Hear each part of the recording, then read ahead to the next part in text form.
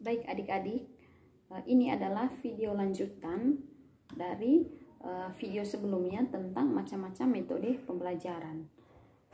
Di sini saya langsung pada metode karya wisata ya.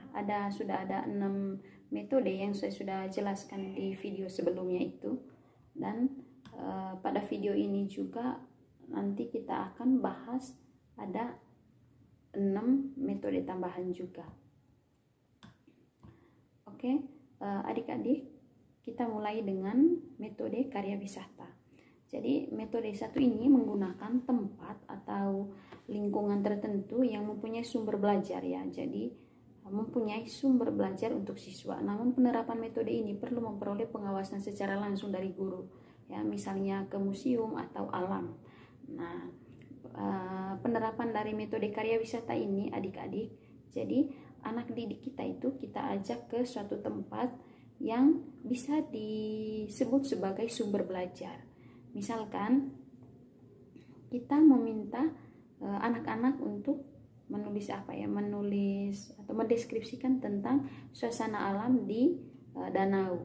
Misalkan kalau di Manggarai, maka kita bisa mengajak anak-anak untuk berkarya wisata ke Danau Ranamese. Ini hanya contoh ya. Tapi di sini penting sekali ada pengawasan dari guru. Guru harus ambil bagian secara penuh dalam kegiatan karya wisata. Misalkan sampai di Danau Ranamese, kita meminta siswa untuk mendeskripsikan segala hal yang mereka lihat. Itu metode karya wisata ya. Jadi di sini tidak sembarang tempat bisa dijadikan sebagai sumber belajar.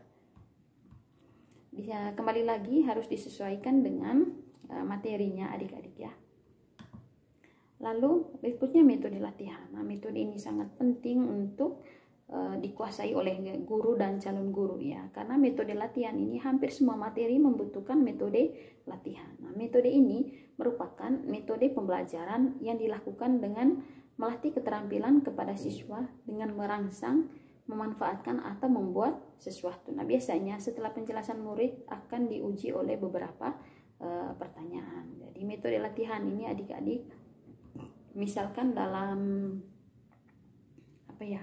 dalam pembelajaran membaca di kelas rendah ya, di kelas 2. Jadi metode latihan ini sangat penting untuk diterapkan. Melakukan latihan secara berulang-ulang agar nanti pada akhirnya anak ini mencapai tujuan pembelajaran melalui berbagai kegiatan latihan secara berulang-ulang. Misalkan siswa A belum bisa membaca lancar, maka gurunya meminta dia untuk melakukan kegiatan latihan secara berulang-ulang. Latihannya itu bisa dilakukan oleh diri sendiri, dilatih oleh teman atau oleh guru ya. Itu metode latihan. Tujuan utama dari metode latihan ini adalah adik-adik untuk mencapai tujuan pembelajaran. Lalu berikutnya metode perancangan. Nah, pada metode ini siswa akan dirangsang agar mampu membuat sebuah proyek yang nantinya akan diteliti.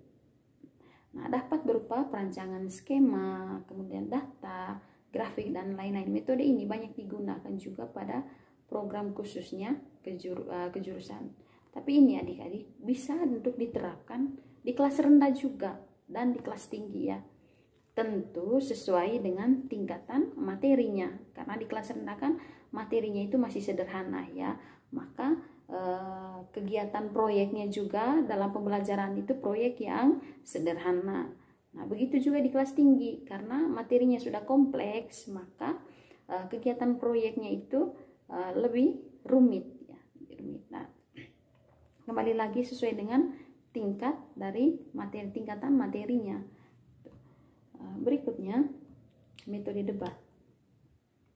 Nah, metode debat ini mengajak siswa untuk saling beradu argumentasi secara perorangan atau kelompok. Biasanya metode debat ini diterapkan di kelas tinggi ya. Lalu tetapi debat tersebut dilakukan secara formal dan memiliki aturan tertentu untuk membahas dan mencari penyelesaian masalah. Metode debat ini sangat penting untuk diterapkan di sekolah dasar. Karena melalui metode debat ini adik-adik, kemampuan berbicara dari peserta didik kita itu akan terasah atau terbentuk. Selain kemampuan berbicaranya juga, dia juga akan memiliki atau menguasai begitu banyak kosakata bahasa Indonesia. Nah, hal lainnya juga dapat membentuk mental dari peserta didik kita agar terbiasa untuk berbicara atau menyampaikan argumentasi, ya. Begitu. Jadi ini biasanya di kelas tinggi, diterapkan di kelas tinggi. Metode debat ini sangat penting untuk diterapkannya demi tujuan-tujuan seperti yang saya jelaskan tadi. Lalu berikutnya metode mind mapping. Nah, metode pembelajaran ini menerapkan cara berpikir secara runtut pada sebuah permasalahan, bagaimana terjadinya serta bagaimana cara menyelesaikannya. Nah, melalui metode ini adik-adik siswa kita bisa meningkatkan daya analisis serta berpikir kritis agar memahami masalah sejak awal sampai akhir. Dan berikutnya, nah itu dia ada 11 metode ya. Ada 11 metode dan berikutnya saya akan jelaskan lebih lanjut fungsi metode pembelajaran. Nah, fungsi metode pembelajaran ini adik-adik yang pertama sebagai alat motivasi ekstrinsik. Sebuah metode pembelajaran berperan sebagai alat motivasi ekstrinsik atau motivasi dari luar diri siswa. Nah, dengan demikian kalau motivasi dari dalam diri namanya motivasi intrinsik ya. Kalau ekstrinsik itu dari luar diri siswa. Nah, dengan demikian siswa bisa mengikuti kegiatan belajar mengajar dengan baik, di mana motivasi tersebut akan mendorong siswa agar semakin bersemangat mengikuti kegiatan belajar mengajar. Kemudian fungsi berikutnya itu strategi pembelajaran. Nah, penerapan metode pembelajaran oleh guru menjadi setiap siswa dalam kelas bisa menangkap ilmu dengan baik. Pengetahuan yang kita sampaikan bisa ditangkap dengan baik oleh peserta didik kita. Nah, sehingga setiap guru perlu mengetahui metode dalam pembelajaran yang paling sesuai diterapkan di kelas tersebut ya. Selain berdasarkan karakter siswa, juga harus berdasarkan kebutuhan dari materi. Seperti yang saya katakan tadi, seorang guru tidak boleh sembarang dalam memilih metode pembelajaran. Dia harus lihat dulu materi yang saya ajar ini apa. Kalau materinya tentang mendeklamasikan puisi, maka saya menggunakan metode apa? Yang jelas metodenya di sini yaitu metode latihan. Siswa berlatih mendeklamasikan puisi. Setelah itu nanti mendeklamasikan puisi tersebut di depan kelas. Begitu. Harus bisa melihat apa kebutuhan dari materi ya.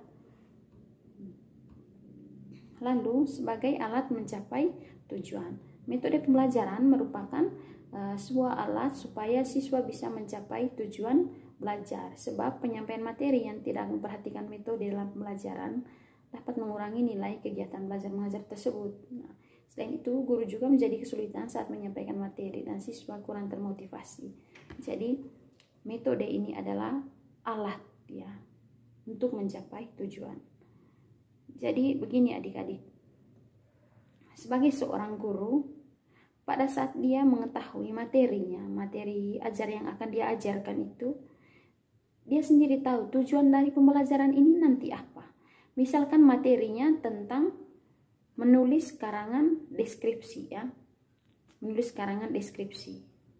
Berarti tujuan pembelajarannya nanti siswa dapat menulis karangan deskripsi. Sekarang, untuk mencapai tujuan pembelajaran itu, agar siswa dapat menulis karangan deskripsi itu, guru pakai metode apa? Caranya bagaimana? Agar mencapai ke sana, agar pada akhirnya nanti siswa bisa menulis karangan deskripsi. Apa yang dilakukan oleh guru? Nah, itulah cara untuk memilih metode.